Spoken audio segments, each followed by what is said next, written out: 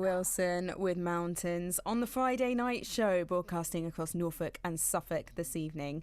And this is the hour that we like to take a theme, we throw it out into the universe, and we see what lands back conversationally. This evening's theme, we're going to have a look at achievement. Achievement, what does it make you think? What does it make you feel when I say the word achievement? Well, I'm joined this evening by Tory, the co-president of UEA's Headucate, to talk it through this evening. How are you doing, Tory? Hi, Amy. It's lovely to be here tonight. Thanks for having me. Oh, thank you. Thanks for joining us on a Friday evening. How are you doing? Yeah, no, not at all. I'm great, thank you. How are you? Good. Now, can you tell us a little bit about Headucate, what it is? Of course. So Headucate is a society at the University of East Anglia that was originally founded about 10 years ago now, with the main aims of stamping out the stigma that is associated with mental health. Obviously, it's been quite a big topic that has been everyone's lips for a while, especially due to COVID. And Headucate has kind of blossomed in a really lovely way over the past couple of years, I guess because the topic has become so important to all of us. So we run a lot of different events. So the main thing that Headucate was initially founded for was working with schools across Norfolk and Suffolk, running kind of mental health awareness workshops and kind of working to educate young people, because there's research that says that most mental illnesses, around 50%, are already established by the age of 14.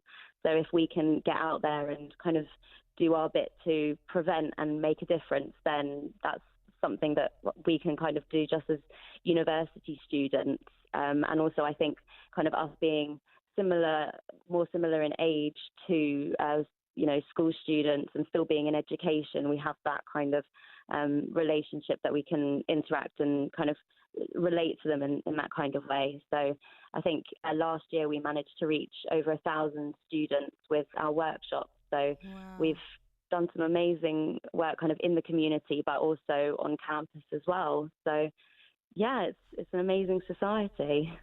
It's incredible, and I did not know that statistic as well about mental health and kind of the forming of it by 14 years old. That's incredible. So what's your journey into Headucate then, Tory? How did you come to kind of discover it?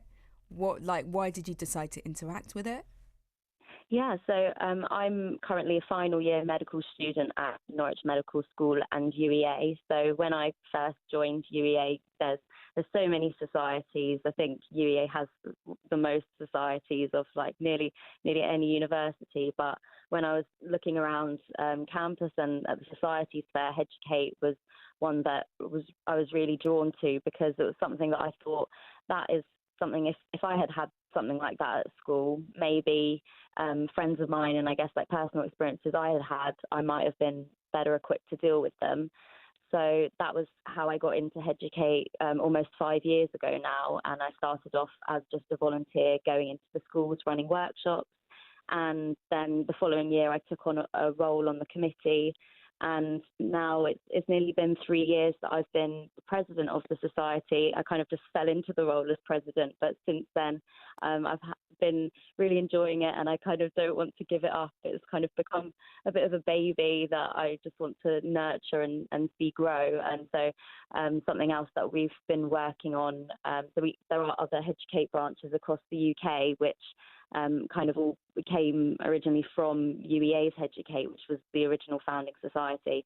And we're working to bring together all of the Headucate branches across the UK and just generally mental health awareness societies across so many universities nationwide into a kind of Headucate UK organisation, which is really incredible news that we're kind of making an impact on those connections across the UK as well. Wow. Yeah, phenomenal. So this kind of lines you up then for my next question, Tory, which is like, we're discussing the theme of achievement this evening, picking it apart, throwing it out there. What does achievement mean to you then?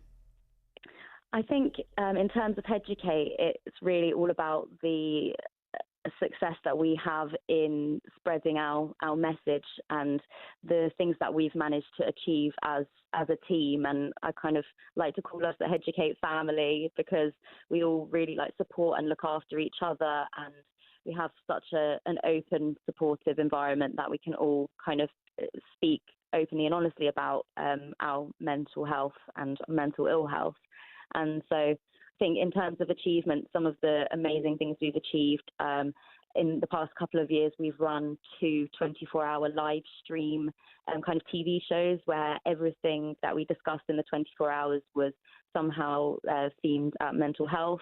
And we had some quite big celebrities endorse the show, like Stephen Fry and Greg James, and some other kind of celebrities and politicians. And I think one of the amazing things about these events and it was a fundraiser that we did. These events, they bring us all together, and not just kind of the Headucate members, but bringing together kind of faculty from the university. So part of the live streams, we bring in and interview the Vice Chancellor of the university to talk about university student mental health and anything that we can do to kind of help all of our peers, bring in people from external organisations that also have an interest in mental health, and get people together to do things like yoga, and just spreading awareness also of all of the support networks that are around, like locally in Norwich and also within the university. So I like to think our achievement is just in how we've managed to thrive and put on so many events and campaigns that are spreading such an important message at the moment. I think something that all of our committee and our members are really good at is just spreading the message themselves and wanting to get involved in everything that we do, whether it be within the community or running events on campus, or working with local charities, for example, MAP and the Matthew Project, to also benefit people, young people that aren't necessarily at university as well. Wow. I mean, you're connecting all the dots there in such a massive way. So, I mean, Headucate's achievement is out there for all the world to see, for sure.